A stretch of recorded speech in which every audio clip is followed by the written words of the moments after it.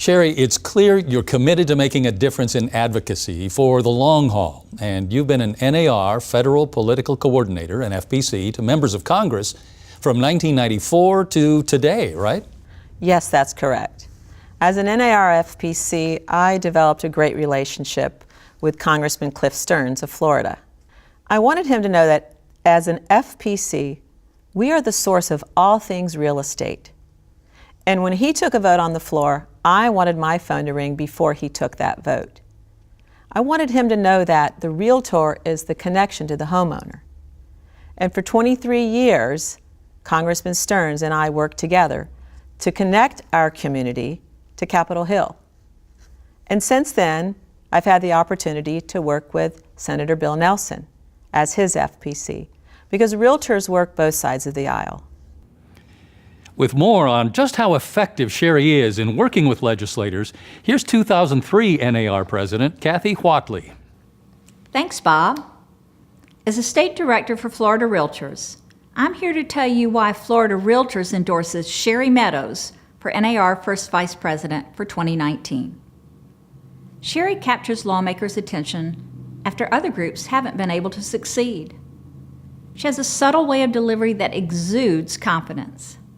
She's attentive to what others are saying, so they feel they're in a conversation, not a debate. Your words matter when you're leading our association. Sherry has tackled major advocacy leadership roles at every level. Florida Realtors is extremely confident that we can count on Sherry Meadows to deliver results.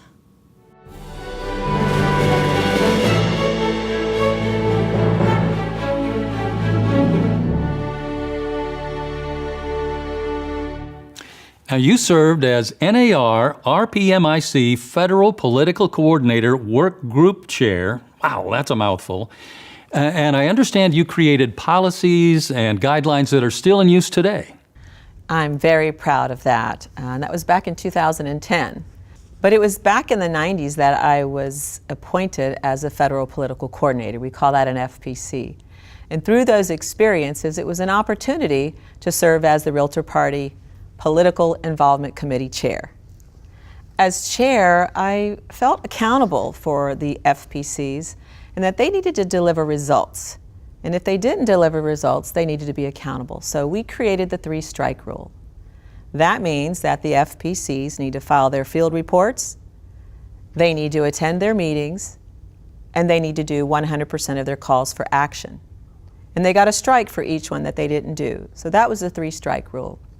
We created these policies to hold the FPCs accountable to deliver results, and to also help the staff with their relationships with the members of Congress on Capitol Hill.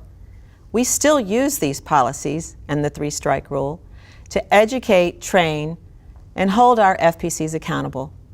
This helps the members and the staff to create much stronger relationships with Congress. Those who've seen Sherry in action walk away knowing they've met an individual truly dedicated to her profession. What's best for realtors and what's best for property owners. Here's State Director and Florida Realtor Craig Wilburn. Bob, Florida Realtors has witnessed firsthand Sherry's career-long commitment to the Realtor organization and to its members. She has an unquenchable passion for this industry and for advocacy. She will work tirelessly to gather the right talent to make the biggest impact on our corporate goals.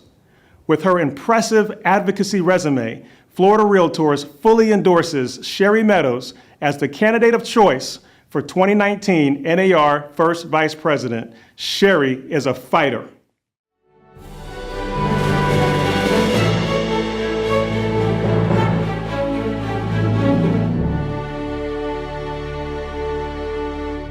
Locally, you started the RPAC auction, but hasn't that always been a common fundraising tool?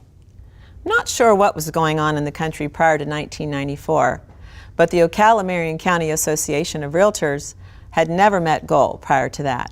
So in '94, as the RPAC chair, I started the auction. And for 5 years, we consecutively met goal. We had a lot of fun, and 23 years later, we still have that auction, and we still meet goal. Sounds like you found your passion. Yes, I learned to educate and inform the members. Some people use a sledgehammer approach, but I always use the velvet hammer approach. And I learned as I talked to the agents about RPAC that I needed to put my money where my mouth is, that I needed to invest as the leader of the PAC.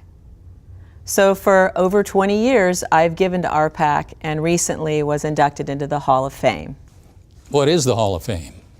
The Hall of Fame is something that NAR created to allow members to give over a few years or give over decades. And it's $25,000 over the lifetime of your career. So just what is your fundraising strategy? My fundraising strategy is to educate, engage, and encourage.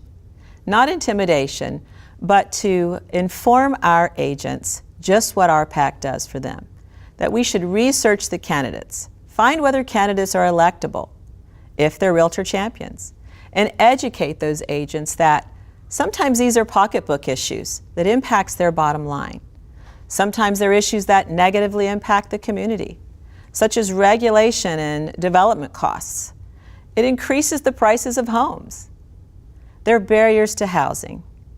And then member outreach, to visit the brokers and visit the agents to inform and educate them.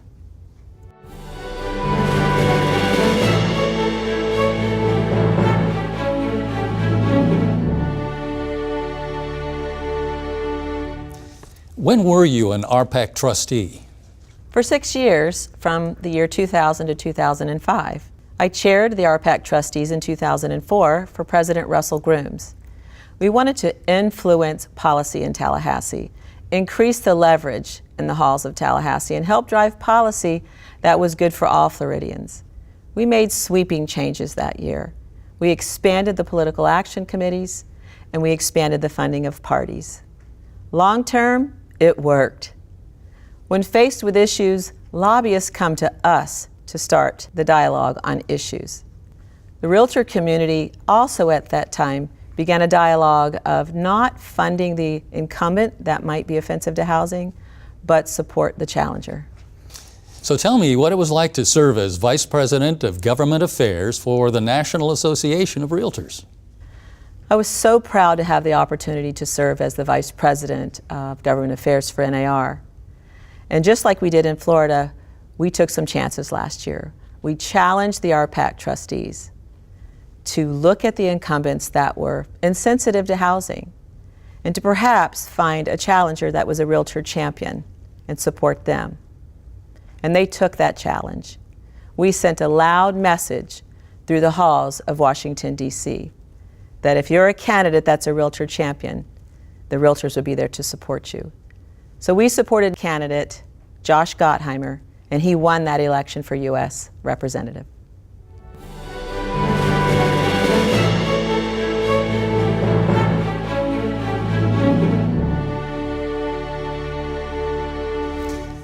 Now, you were asked to testify before the Congressional Subcommittee on the Veterans Home Loan Program. Tell me about that. Yes, we discussed homeless veterans. We discussed the real estate markets across the country. We discussed loan limits and that the realtors were the boots on the ground. It was really intimidating thinking about testifying before Congress, but with 37 years of real estate experience and an intimate knowledge of the market, I led Florida Realtors in the homeless tour. It just felt natural to talk about these issues. And veterans have earned the right to live wherever they want to live if they qualify for the loan.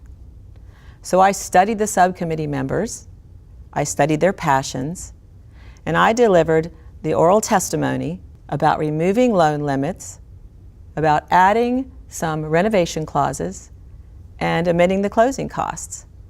And it was surprising, being the only layman on the panel, all the questions but a few were directed to me. I can see how that would be intimidating. So what was the final vote? It was unanimous and bipartisan, and the bill passed the House. But ultimately, the Senate never took up the bill. That's right. But it truly was a high point for me in my career to be able to advocate on behalf of deserving Americans across the country in front of the United States Congress.